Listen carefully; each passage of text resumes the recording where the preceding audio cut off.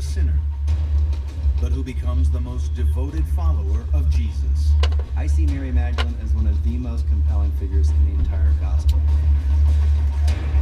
A witness to the crucifixion and the resurrection. She is one of the most misunderstood women in the Bible. She was the first Christian. Known as a penitent prostitute, was she, in fact, the wife of Jesus? There's an air of scandal about this. The Bible tells us little about Mary. Is it possible that everything we've assumed about her is wrong? And could lost gospels help fill in the missing parts of her story and tell us who really was Mary Magdalene?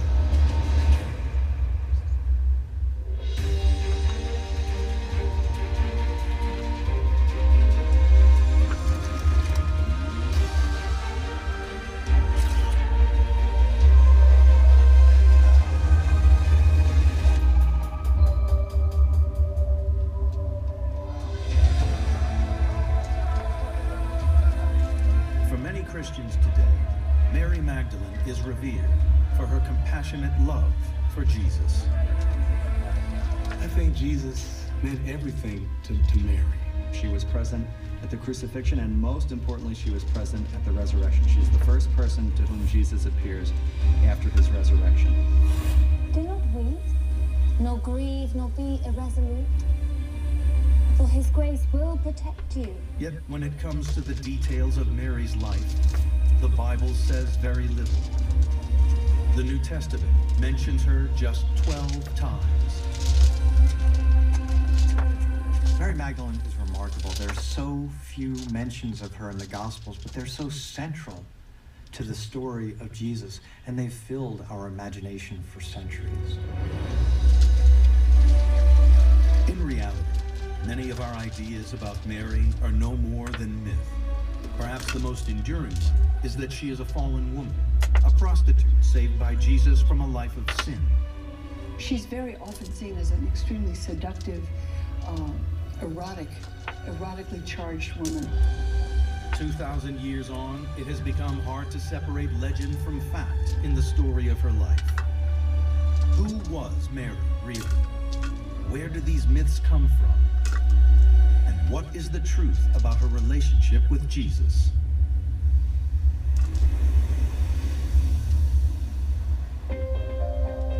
The myth that Mary was actually a prostitute stems from one key event described in the Gospel of Luke.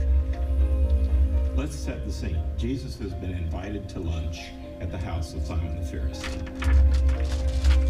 And a woman in the city, who was a sinner, having learned that he was eating in the Pharisee's house, brought an alabaster jar of ointment.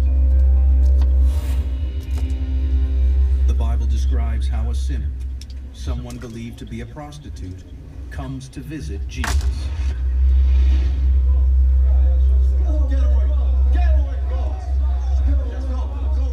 The fact that Jesus allows this woman to just walk in and anoint his feet and touch him is the big deal.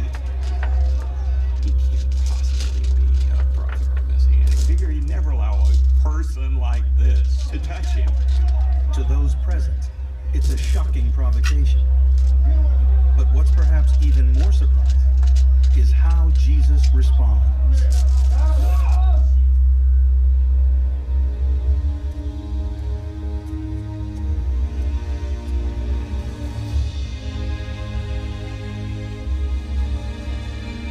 The disciples are outraged. When Jesus rebukes them, he says that no, forgiveness is accessible to her too. She brings ointment that she uses on his feet, and she cries and then wipes his feet and dries them with her own hair, sort of a symbol of penitence and forgiveness. The Bible never names this fallen woman, but a myth begins to grow that the sinner in this important story is Mary herself. The idea of Mary Magdalene, the prostitute who repented, gives us a character who shows by her penitence that everybody can make it into the kingdom of heaven. All four of the canonical Gospels, Matthew, Mark, Luke, and John, tell a story in which a woman comes to Jesus and anoints his feet with expensive perfume.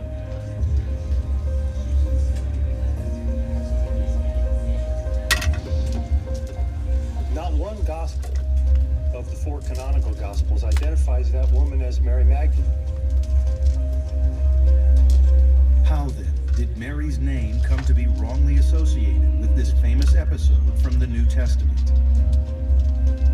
The answer, it seems, can be found 5 centuries later with this man, Pope Gregory the Great.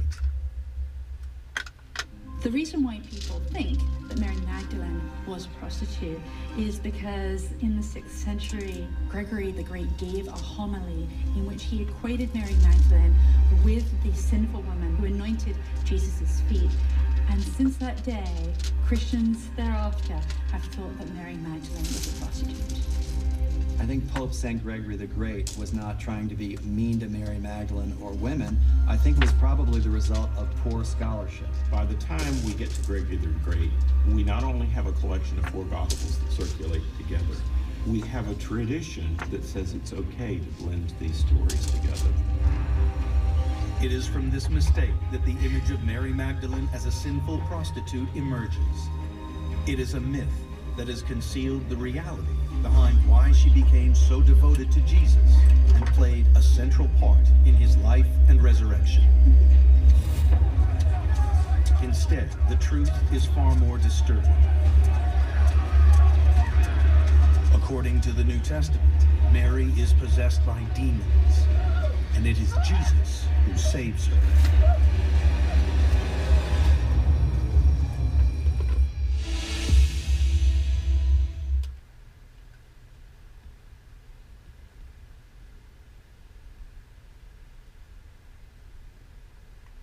Is the area where the Gospels most often locate activities, miracles, teachings of Jesus.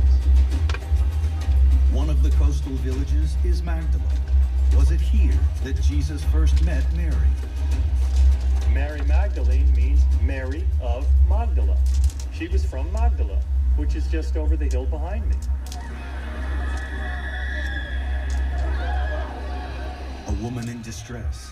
What the Gospel of Luke calls a case of demonic possession. The woman is Mary. What we know about Mary is that she's possessed by 7 demons. This would have been a very personally traumatizing condition to have. And she hasn't been able to find any kind of respite from it until she meets Jesus.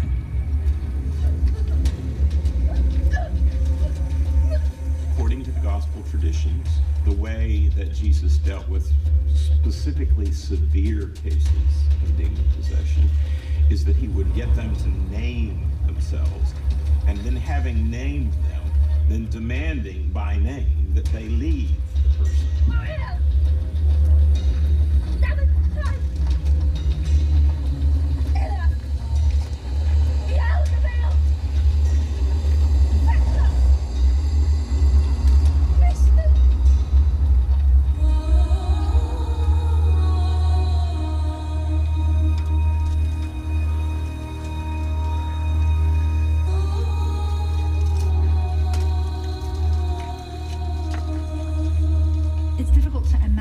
How profound that moment must be for her to finally feel free and cured and whole. Jesus cleaned up her life, and she became absolutely devoted to him.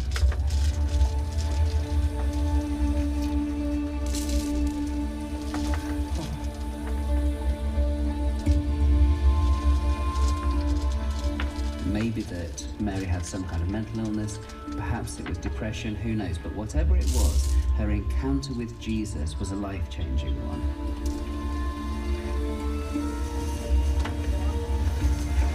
Following Jesus' intervention, she is one of several women who join him as followers.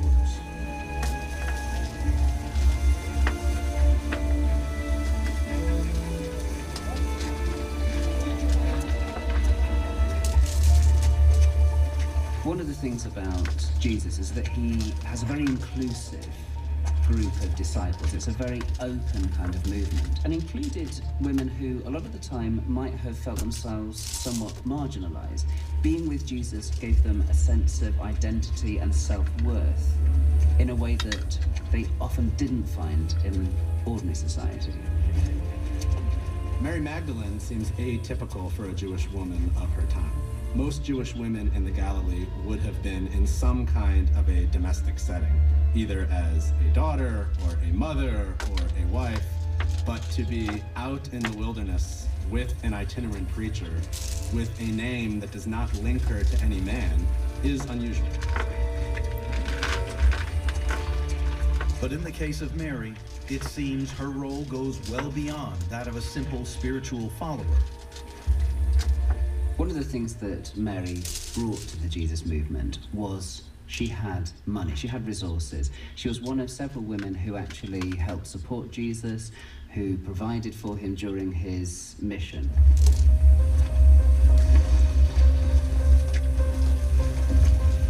Fishing was big business in first century Magdala. So if Mary had money, it came from fishing. Perhaps she owns a fishing business and is using the proceeds from her fishing business to fund the Jesus movement. We know that Jesus was trying to reach out to women, so he's naturally going to have been looking for influential women in the community who had that credibility, woman to woman, as it were.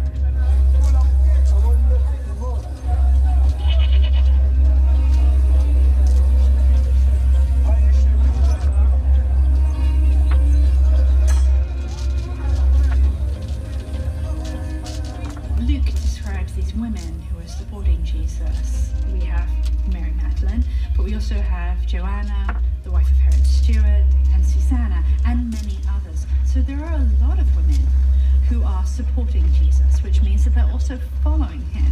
And there's a name for people who follow Jesus, and that name is disciple.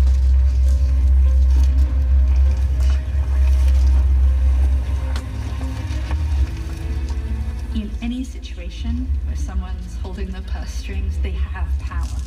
They're in control. So the fact that she's a backer of the Jesus movement, it doesn't mean that she gets to shape Jesus's teaching, but it gives her access to Jesus.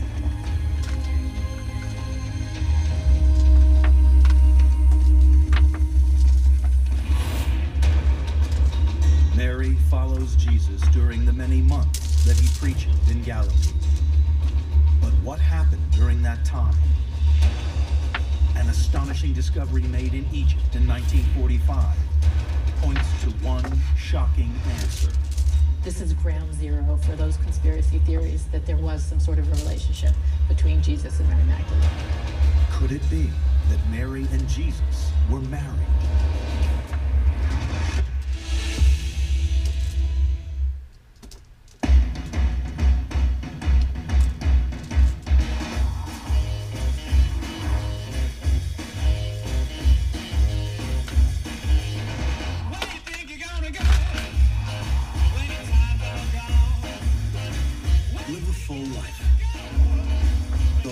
CT hybrid with an EPA estimated 42 mpg. The further you go, the more interesting it gets.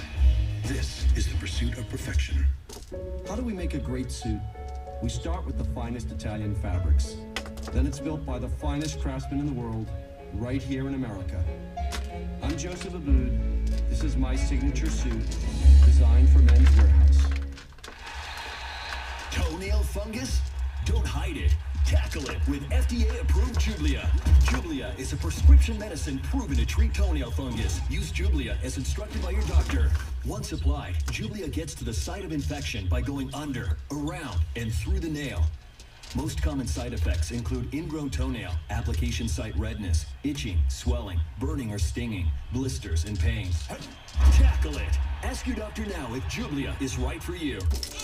We all enter this world with a shout. And we see no reason to stop.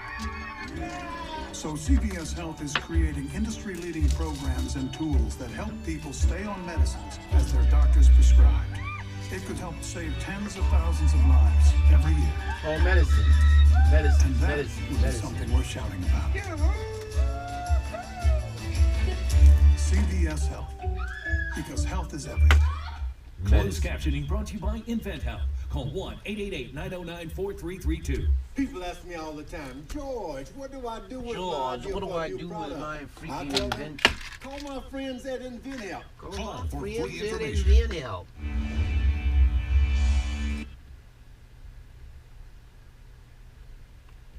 An earthenware jar.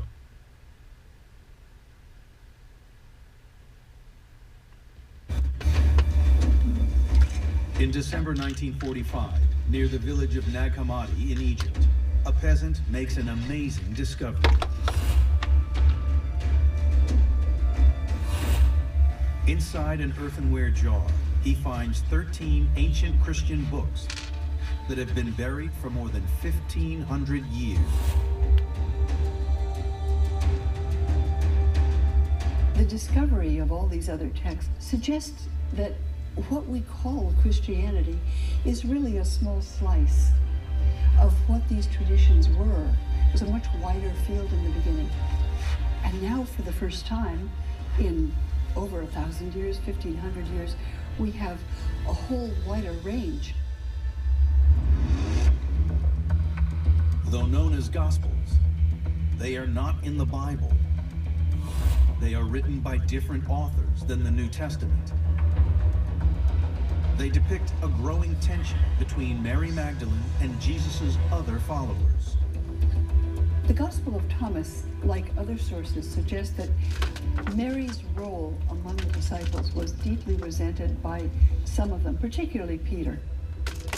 The way Peter is described is irate and hot-headed and bad-tempered and somebody that's a difficult person.